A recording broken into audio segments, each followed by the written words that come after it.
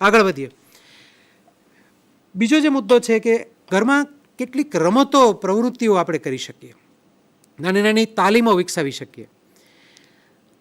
અહીંયા હું વાત કરું છું ત્યારે ઉપરના લેવલ પર લખાયેલી જે પહેલો મુદ્દો છે થપ્પો, આંધળો પાટો, એ બધી જ મારીને તમારી બાળપણની રમતો છે. અને હજુ ઘણી બધી ગ્રામીણ જગ્યાઓએ અને કેટલીક જગ્યાએ જ્યાં શહેરી કક્ષાએ વાલીઓ બહુ અવેર છે, એમણે આ રમતો સાચવી છે અને પોતાના બાળકોને એનો પરિચય આપ્યો છે. પણ મને એમ કહેવાનું મન થાય કે આજનું આ સત્ર પૂરું થાય પછી આજે સાંજે જ તમે બધા જ પરિવારના સદસ્યો થપ્પો રમો તો તમારી 2 કલાક ક્યાં જશે તમને ખબર નહીં પડે. અને ઘરમાં સંતાવાની નવી નવી જગ્યાઓ બહુ મજાથી બાળકો શોધી કાઢશે અને ડિસ્ટન્સિંગની સાથે સાથે તમે થપ્પાની રમતને માણી શકશો. અને તમે જોશો કે બાળકને ઘરમાં રહેવાથી એક જગ્યાએ બેસી રહેવાનું, અને કદાચ મને એમ લાગે છે કે ફિઝિકલ એક્ટિવિટીઝ ઘટી છે. શાળામાં તો એ મેદાનમાં રમતો હતો, દોડાદોડી કરતો હતો, ફ્લેટના કમ્પાઉન્ડમાં કે ફળિયામાં કે ગામમાં મેદાનમાં જઈને રમતો હતો, એ અત્યારે બંધ છે. થોડી ફિઝિકલ એક્ટિવિટી થાય. હું તો એવું પણ કહીશ, સવારે આખો પરિવાર જો 10 મિનિટ 15 મિનિટ કે 20 મિનિટ જેવી તમારી અનુકૂળતા યોગ કરીને જો તમે શરૂઆત કરો, નાનકડી એક્સરસાઇઝ, સ્ટ્રેચિંગ એક્સરસાઇઝ કરીને પણ ઘરમાં કરી શકો તો બાળકની જે ફિટનેસ છે, ફિઝિકલ ફિટનેસ, એ પણ સરસ જળવાઈ રહેશે. આંધળો પાટો, લાકડું લોખંડ કે લાકડું લોઢું બહુ જ જાણીતી રમતો છે. ઘરની અંદર આપણા ઘરમાં ફર્નિચરમાં લોખંડ અને લાકડાની કેટલી બધી ચીજો અવેલેબલ છે.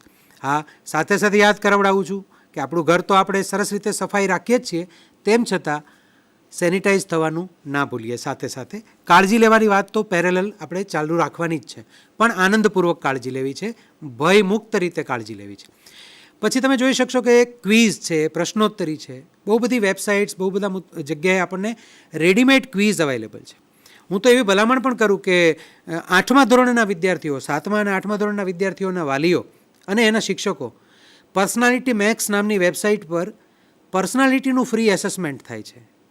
તમારી મલ્ટિપલ ઇન્ટેલિજન્સ, હાવર્ડ ગાર્ડનરે વિકસાવેલી મલ્ટિપલ ઇન્ટેલિજન્સ કે મારા કેટલા કૌશલ્યો છે, મારો વ્યક્તિત્વ કેવું છે, મારા વ્યક્તિત્વની વર્તન ભાતો કઈ રીતે વિકસે છે, એની સરસ મજાની ફ્રી ટેસ્ટ હમણાં સુધી એ $39 ઓનલાઈન પેડ ટેસ્ટમાં અવેલેબલ હતી, પણ હવે એ લોકો એને ફ્રી અવેલેબલ કરી છે.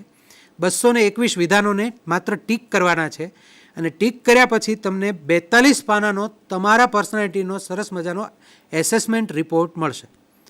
મારે તો એમ કહેવું છે કે બાળકોની વાત તો સાથે સાથે કરીએ જ છીએ, પણ પરિવારજનો બધા જ આ ટેસ્ટ આપે ને તો આપણને એવી પણ ખબર પડે કે આપણા પરિવારના દરેક સદસ્યોનો સ્વભાવ, એની વ્યક્તિત્વ ભાત કેવી છે. તો જે તરુણ વયના બાળકો છે એમના માટે, અને હું વિનંતી કરીશ આ માધ્યમથી શિક્ષકોને કે આપણે પણ આપણો પોતાનો મલ્ટિપલ ઇન્ટેલિજન્સનો ટેસ્ટ એકવાર કરી લેવો જોઈએ. અને મિત્રો, સાવ જ ફ્રી ઓફ કોસ્ટ અવેલેબલ છે. તમારી 40 મિનિટ તમારે ફાળવવાની છે અને તમને સરસ મજાનો 42 પાનાનો રિપોર્ટ મળશે. તો એવી ક્વિઝ, પ્રશ્નોત્તરી, એવા પર્સનાલિટી એસેસમેન્ટ, એના માધ્યમથી આપણે બાળકોને સરસ રીતે એક્ટિવ રાખી શકીએ. સાથે સાથે એમનું જનરલ નોલેજ, એમનું સ્ટડી, એમનું વિજ્ઞાન ગણિત પણ અપડેટ ક્યારે થઈ જશે એ ખબર નહીં પડે. તો એક નાનકડી શાળાના અભિગમવાળી વાત પણ ઘરમાં થઈ જશે. કદાચ આપણે એવું કહેતા હોઈએ કે રોજ 2 કલાક તારે ભણવાનું જ છે, તારે રોજ 3 કલાક લેસન કરવાનું જ છે, એવી રીતે કહેવાના બદલે એને જુદા માધ્યમથી આપણે કહીએ તો બાળકો વધારે ટ્યુન થશે.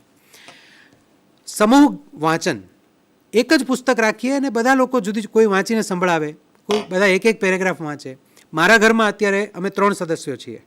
અમે લોકો દરરોજ સાંજે અડધી કલાક એક પુસ્તક હાથ ઉપર લઈને બેસીએ છીએ. નિયમ એવો કર્યો છે, એક વ્યક્તિએ 5 પાના વાંચવાના અને સૌએ લાઇબ્રેરીમાંથી, ઘરની લાઇબ્રેરીમાંથી પોતપોતાની પસંદગીનું પુસ્તક લઈને આવવાનું.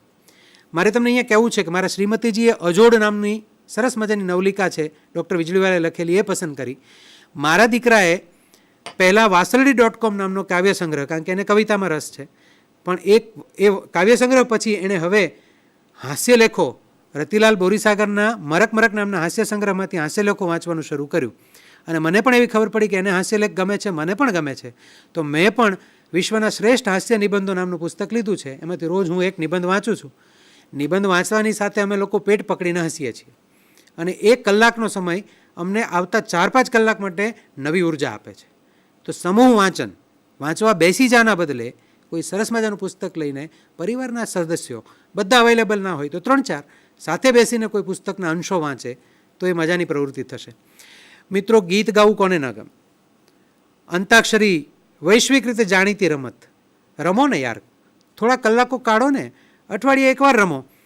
ઘરમાં બેઠા છીએ, ચલો हाँ, बैठे बैठे क्या करे करना है कुछ काम शुरू करो अंताक्षरी लेकर प्रभु का नाम ગીતો ગાઈએ મલકાઈએ નાચીએ ગીત ગાતા ગાતા કોઈને નાચવાનું સૂજે સાથે વિડીયો ઉતારો તમે એ વિડીયો તમારા દૂર રહેતા પરિવારજનને મોકલો કે જો અમે અંતાક્ષરી રમ્યા આ પરિવાર ભાવના ફેલાવશે વાયરસથી ડરાવ્યા કરતાં મેસેજના મોકલવા કરતાં નાચતું ગાતું બાળક મોકલશો ને તો આપણા પરિવારના સદસ્યો પણ ખુશ થશે અંતાક્ષરીમાં પણ વાર્તા જેટલા જ વેરિએશન્સ હોય ફિલ્મ ગીતોની અંતાક્ષરી કવિતાની અંતાક્ષરી ફિલ્મના શબ્દોની એટલે ફિલ્મનું ટાઇટલ જ હોય ખાલી એની અંતાક્ષરી હોય જો પરિવારમાં શેરો શાયરીનો માહોલ હોય તો શેરો શાયરીવાળી અંતાક્ષરી ઘણી બધી રીતે તમે અંતાક્ષરીને કવિતાને ગીતોને જોઈ શકો છો ઘરમાં પ્રાર્થના કરીએ છીએ તો આજે ગાઈને પ્રાર્થના કરીએ થોડા સમય પહેલાં આપણે બધાએ સાથે થાળીઓ વગાડેલી બધે જ ઉર્જા વ્યાપી ગઈ હતી વાયરસ સામે લડવાની એક તાકાત આપણી વધી ગઈ હતી તો એ સમૂહ ગાન સમૂહ સંગીતની શક્તિ હતી એ ઘરમાં પણ આપણે ઉપયોગમાં લઈ શકીએ